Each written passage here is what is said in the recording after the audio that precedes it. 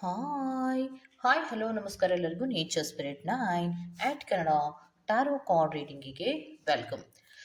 ಇವತ್ತಿನ ರೀಡಿಂಗು ಹುಣ್ಣಿಮೆಯ ತದನಂತರದಲ್ಲಿ ನಿಮ್ಮ ಪರ್ಸನ್ ಹೇಗೆ ನಡ್ಕೋತಾರೆ, ಅವರ ಭಾವನೆಗಳಲ್ಲಿ ಏನಾದರೂ ವ್ಯತ್ಯಾಸ ಇದೆಯಾ ಅನ್ನೋದ್ರ ಬಗ್ಗೆ ನಾನು ರೀಡಿಂಗನ್ನು ತಗೋತಾ ಇದ್ದೀನಿ.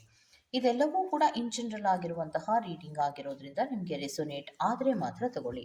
ಹಾಗೆಯೇ ಸ್ಕ್ರೀನ್ ಮೇಲೆ ಕಾಣ್ತಾ ಇರುವಂತಹ ಒಂದು ನಂಬರ್, ಅದು ಪರ್ಸನಲ್ ರೀಡಿಂಗಿನ ನಂಬರ್ ಆಗಿರುತ್ತೆ. ಯಾರಿಗೆಲ್ಲ ಪರ್ಸನಲ್ ರೀಡಿಂಗಿನ ಅವಶ್ಯಕತೆ ಇದೆಯೋ ಅವರೆಲ್ಲರೂ ಕೂಡ ವಾಟ್ಸಪ್ ಮೆಸೇಜನ್ನು ಮಾಡೋದ್ರ ಮೂಲಕ ಪೇ ಮಾಡಿ ನಿಮ್ಮ ರೀಡಿಂಗ್ಸ್ಗಳನ್ನು ನೀವು ತಗೋಬಹುದಾಗಿರುತ್ತೆ. ಓಕೆ, ಸೊ ರೀಡಿಂಗ್ಗಳನ್ನು ತಗೊಳ್ಳೋದಕ್ಕೆ ಮುಂಚಿತವಾಗಿ ಪ್ಲೀಸ್ ಸೆಲೆಕ್ಟಿವ್ ಆಪ್ಷನ್, ನಿಮ್ಮ ಆಪ್ಷನ್ಗಳನ್ನು ಸೆಲೆಕ್ಟ್ ಮಾಡ್ಕೊಳ್ಳಿ. ಯೆಲ್ಲೋ ಕಲರ್ ಇರುವಂತಹ ಫ್ಲವರನ್ನು ಆಯ್ಕೆ ಮಾಡಿಕೊಂಡ್ರೆ ಪಾಯ್ ನಂಬರ್ 1, ರೆಡ್ ಕಲರ್ ಇರುವಂತಹ ರೋಸನ್ನು ಆಯ್ಕೆ ಮಾಡಿಕೊಂಡ್ರೆ ಪಾಯ್ ನಂಬರ್ 2 ಆಗಿರುತ್ತೆ.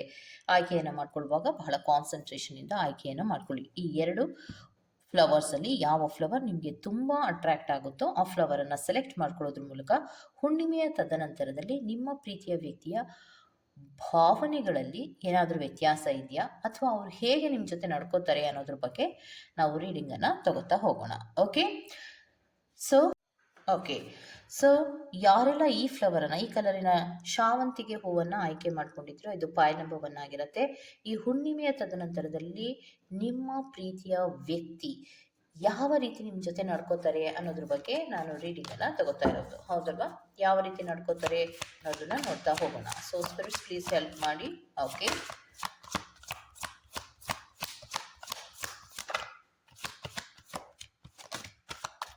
ಫ್ಲಿಪ್ಪಿಂಗಲ್ಲಿ ಒಂದು ಕಾರ್ಡ್ ಬಂದಿದೆ. ಓಕೆ, ಸೊ ಸಂಪೂರ್ಣವಾಗಿ ಕಾರ್ಡ್ಸ್ಗಳನ್ನು ತಗೊಂಡು ತದನಂತರದಲ್ಲಿ ಎಕ್ಸ್ಪ್ಲೈನ್ ಮಾಡ್ತೀನಿ. ಓಕೆ ಓಕೆ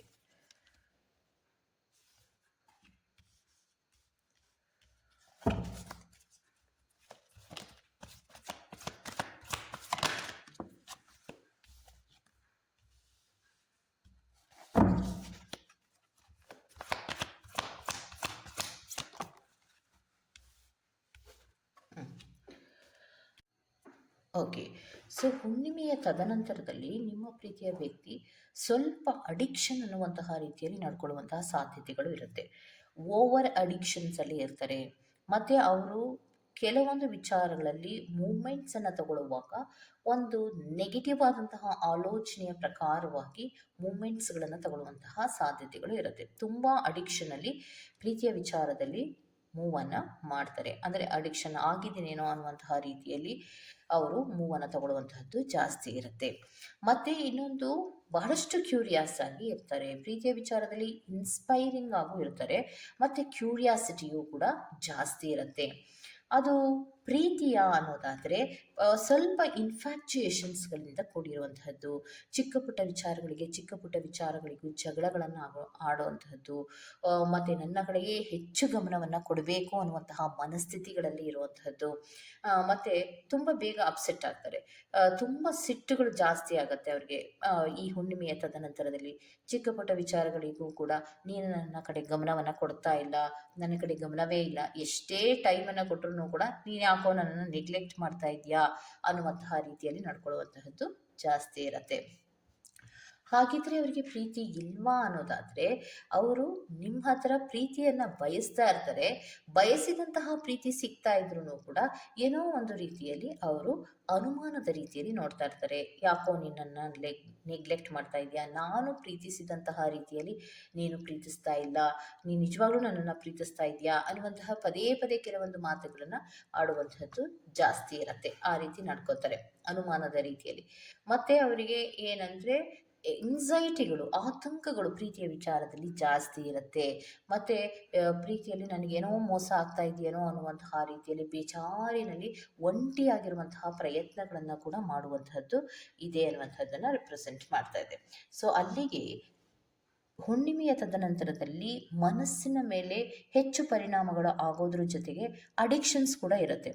ಅಡಿಕ್ಷನ್ಸಿನ ಜೊತೆ ಇದ್ದಾಗ ಅವರು ಹೆಚ್ಚಾಗಿ ಕ್ಯೂರಿಯಾಸಿಟಿಗಳನ್ನೋದು ಜಾಸ್ತಿ ಇರುತ್ತೆ. ಯಾವಾಗ ನಿಮ್ಮನ್ನು ಅತಿ ಹೆಚ್ಚು ಪ್ರೀತಿಸೋದಕ್ಕೆ ಶುರು ಮಾಡ್ತಾರೋ ಅವರಿಗೆ ಅನುಮಾನವೂ ಕೂಡ ಅದೇ ಸಮಯದಲ್ಲಿ ಹುಟ್ಟುವಂಥದ್ದು.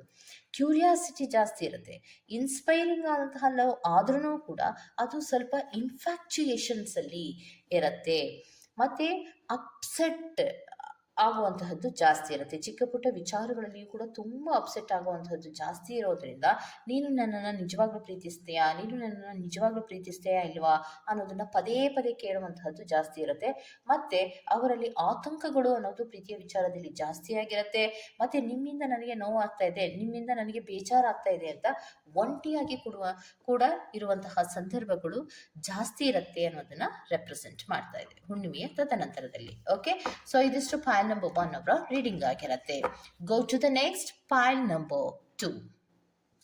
ಈ ರೆಡ್ ಕಲರ್ ರೋಸ್ ಅನ್ನ ಯಾರೆಲ್ಲ ಆಯ್ಕೆಯನ್ನು ಮಾಡ್ಕೊಂಡಿದ್ದೀರೋ, ಈ ಹುಣ್ಣಿಮೆಯ ತದನಂತರದಲ್ಲಿ ಯಾವ ರೀತಿಯ ಬದಲಾವಣೆಗಳು ನಿಮ್ಮ ಪ್ರೀತಿಯ ವ್ಯಕ್ತಿಯ ಮನಸ್ಥಿತಿಗಳೆಲ್ಲ ಆಗತ್ತೆ, ಅವ್ರು ಯಾವ ರೀತಿ ನಡ್ಕೋತಾರೆ ಹುಣ್ಣಿಮೆಯ ತದನಂತರದಲ್ಲಿ ಅನ್ನೋದನ್ನ ನೋಡೋಣ. ಸೊ ಸ್ಪಿರಿಟ್ಸ್, ಪೈಲ್ ನಂಬರ್ 2 ಅವರಿಗೆ ಹೇಳಿ ಸ್ಪಿರಿಟ್ಸ್.